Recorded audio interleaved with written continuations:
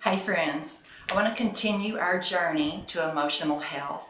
And I'm calling this struggles with relationships because a lot of times people can agree that they have struggles in relationships, but they really don't realize they're codependent. They kind of don't want to admit they're codependent because I get it, it's a little bit hard to do. But when we have struggles in relationships, sometimes it is the other party, but more than not, it is with ourselves, and we don't truly know ourselves. We haven't owned up to ourselves, and what we're drawing to us are people with some of the same struggles that we have, because what you send out will come back to you. It's how energy works in the whole world. Like if people reject you, it's because you're sending out self-rejection. I know that's kind of hard to hear, but it's the truth, and I know I lived it. So my heart is to help everyone become healthy, their relationships become more healthy, and their quality of life is so much better. So I want to share just a few more little points today about some issues, and you may not even relate to all of them. It might just be a few. But we'll talk about that in a second. Let me just share with you a few things. Codependent people try to please others instead of themselves. Now, I'm not advocating absolute selfishness, but what I am saying is if you try to please others to your own detriment, to your own destruction, then you have some codependency going. I'm going to leave that, but I want you to think about that. I'm just going to leave that right there. But if it's to your own destruction, then you have some codependent issues you want to think about. Another thing people do is they find it easier to feel and express anger about injustices done to others rather than injustices done to themselves. This was so me many years ago. I knew I had injustices done against me, but for some reason, I just allowed it because I thought, well, if I can just love them enough, they will change. If I can just do this better, they will treat me better. Oh my goodness, I lived in that for so long and lived in abusive relationships. So when injustices are done to you, there is a healthy way to deal with it. But if it repeats its pattern over and over, that you have some codependency within yourself that is giving an open door for that to keep happening to you. Now, right now, we're just trying to identify some things and become aware of things you may not be aware of so that we can work on changing them. Another thing codependent people do is they feel safest when giving, and they have a really hard time receiving. They feel guilty or insecure if someone wants to give to them too much. They feel guilty. Like, I've got to be giving, giving, giving. Here's kind of a deal. There's givers and takers in the unhealthy world. In the healthy world, I give, you give.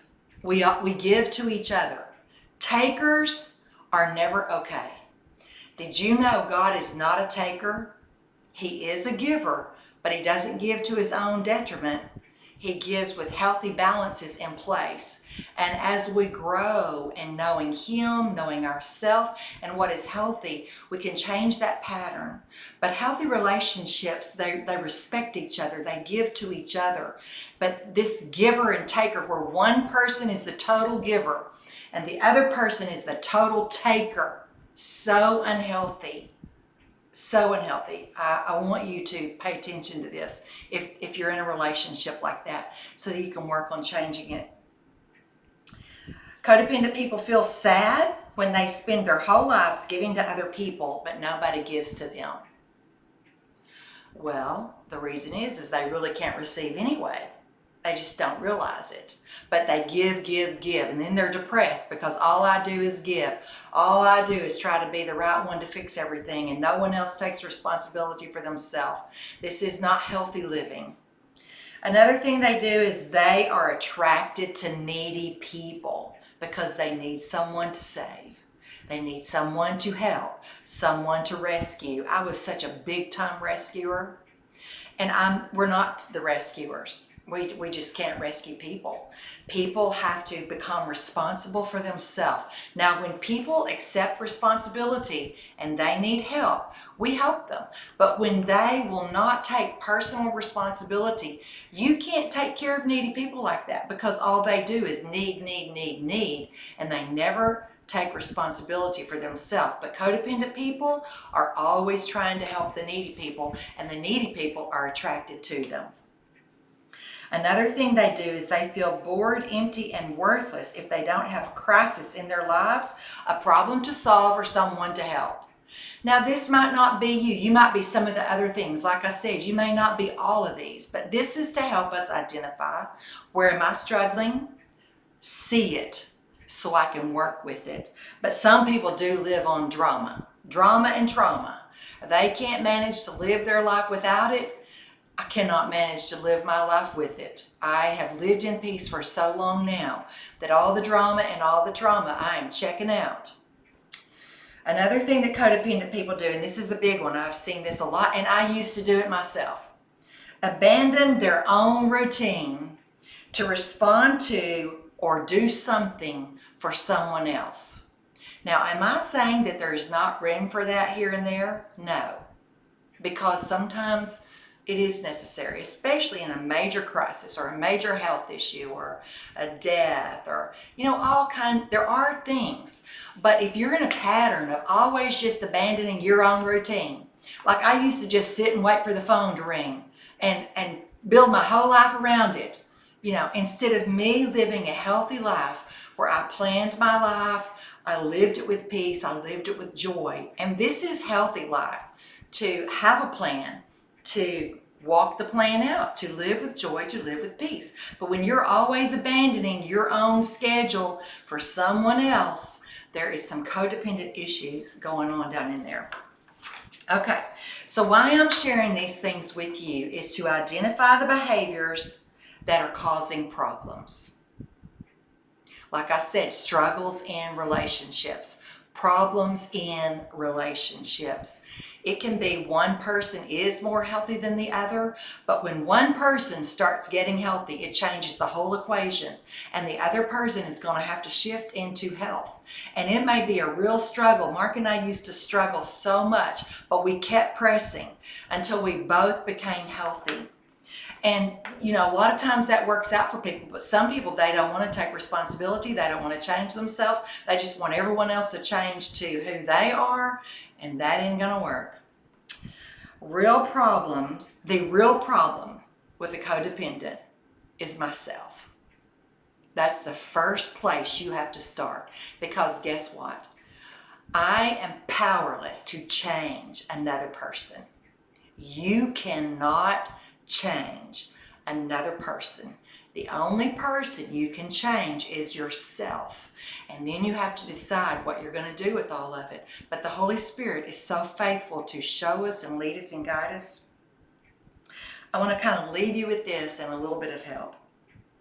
Codependent people, here's what happens. Other people's moods control their lives. Other people's behaviors control their lives. Other people's well-being or mental sickness controls their lives. If other people love them or not, controls their lives. Those are some of the things and the ways that codependent people live. And I totally lived this way. And I think it was probably about 10 years ago, I was in a particularly really big struggle. And the Holy Spirit just said to me, I thought I was your God. I thought I was your king, your love, the one that rules your life. But when you let what this other person does totally dominate your moods, you have made them your God. He just straight up said that to me. And I realized it was true. And it took me several months to break out of that. I really started learning how to break soul ties, because my soul was so tied to this person that everything they did affected me. Everything they did affected my mood. If it was bad, then I was not happy. If it was good, I was really happy. This is codependent, and it can also be idolatry of man, where someone that you love them out of a unhealthy system and out of the boundaries of Yahweh, because He is our first love. And when we are really connected with Him, He fills us up first, and He can fill us with joy and peace even when no one else seems to be at peace. But I want to encourage you with this. If you have not listened to my first video on loving yourself, listen to it, on the first video of emotional health. And if you need to scan up to like 7 minutes into it, listen to the last section about loving yourself. Do that every day, let's say for 21 days. I think that's what they say. It takes that long to break a habit. And start determining that you're going to love yourself with the love of Yahweh. It will start shifting your heart to where your heart is becoming healthy. And you realize you are valuable. You are loved. You have the courage to develop self-respect, self-courtesy, and you have the courage to believe that other people should value you.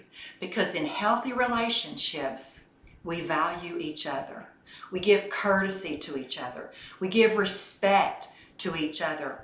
We respect ourselves. You know, the word says you can't rule a city if you can't rule your own heart. And we're called to co-reign with Christ, but we're going to have to learn how to rule this heart right here first. So I want to encourage you with these things. I want you to sit and meditate and think about them, because I want everyone I know and love, and even the people I don't know and love, to live in emotional health, because it's the first step to spiritual maturity. I love you all, and I'll see you next time.